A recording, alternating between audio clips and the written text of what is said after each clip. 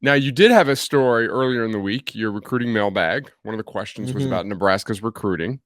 You sort of called your shot on Dylan I Raiola, did? the number one quarterback in the country. From Phoenix, maybe it's your local connections in your hometown of Phoenix.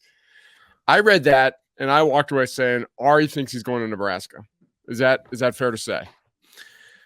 I think Nebraska has a very good shot, and it would not shock me if he committed soon.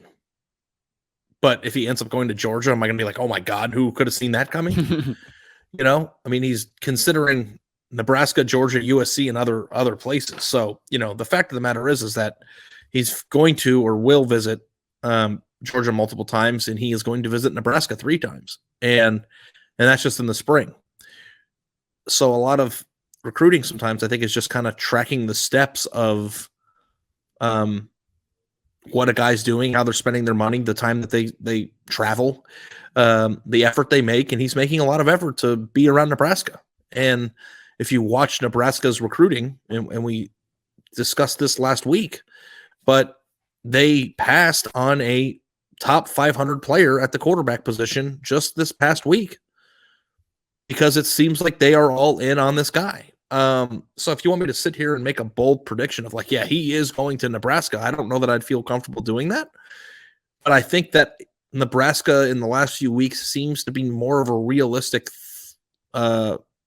option or potential than I felt after he left the USC situation or visit. Now, if you look, and Mitch Sherman said this to me, our Nebraska writer, that if you notice every time Dylan takes a visit somewhere that's exciting, there's a lot of hype around the place he just visited, and rightfully so. Like, I don't know if there is a 16-year-old kid who would go to USC at the quarterback position and not leave starstruck by what he saw. The palm trees, the Heisman trophies, the coach, the infinity pool, like all of it. Like, I can imagine like being an impressionable teenager going to see that and being promised the world. Like, I would come home feeling pretty good about it too. But who's going to win? Who's going to have the staying power? Who's going to, be the place he actually signs? I have a feeling that Nebraska is in a much better position than we're giving him credit for. And it's important to acknowledge that. Now, again, Georgia wins the battle, then what?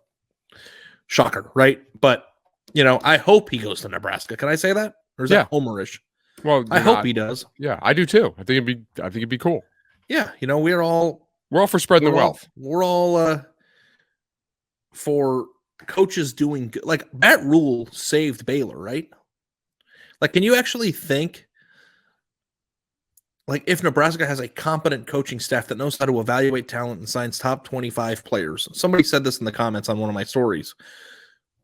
They could be what Wisconsin was, right? They could be a consistent 10, 11 win team that has some transcendent years, especially if they get a guy who's being compared to Patrick Mahomes at the quarterback position. Well, think of it this way. They will recruit better than Wisconsin has recruited.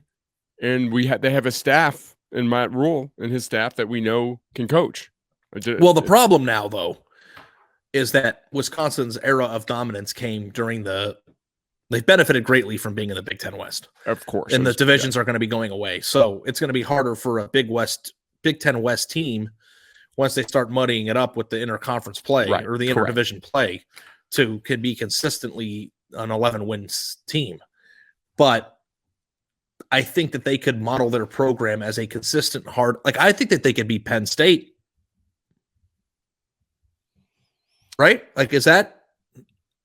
Yeah. I mean, Penn State they could be Michigan State. I think they could have years where they're really, Penn really State good. has been consistently stronger than Michigan State. Michigan State's had some spikes. So maybe Michigan State is a better thought process. Well, I mean, that's the whole thing. And we've talked about this, and anyone can look up the numbers.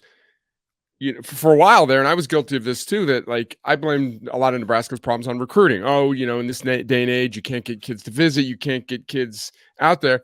They were shining top 25 classes under the previous staff. So that was an issue. So we assume with this staff that their recruiting will not go down. It'll probably stay the same or get better. And this staff has proven itself at 2 schools, Matt Rule at 2 schools, at Temple and Baylor, that he knows what he's doing in the college rank. So yeah, I'm,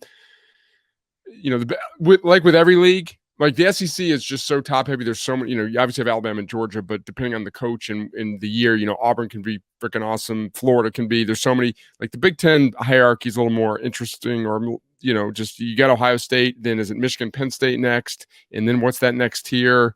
But I think like you mentioned, getting rid of the divisions is really going to cloud things up. And the Big Ten East has been, by and large, not the last few years, dominated by Ohio State, but Michigan State's won the Big Ten East. Penn State has won the Big Ten East, and Michigan's won the Big Ten East now twice. So It's not like it's impossible. It's just a matter of whether or not Nebraska could assemble a roster that could compete with that, and I think they probably could. And we helped have Dylan Raiola. And there are different types of top 25 classes too. Like they've already proven they can sign top 25 classes, but what about functional ones? What about ones that actually, wind up keeping players, but also fit the scheme, and you have a coach that knows how he wants to handle things and handles it that way, like not discombobulated. Like hope is not lost there. Not at all. Yeah. Which is funny. It's been after hiring Scott Frost, who we all thought would work out, and we're all like, well, if this guy can't get it done, there's no hope there. But that's not the case. There's another guy who's we think has a chance to get it done. Okay. Yeah.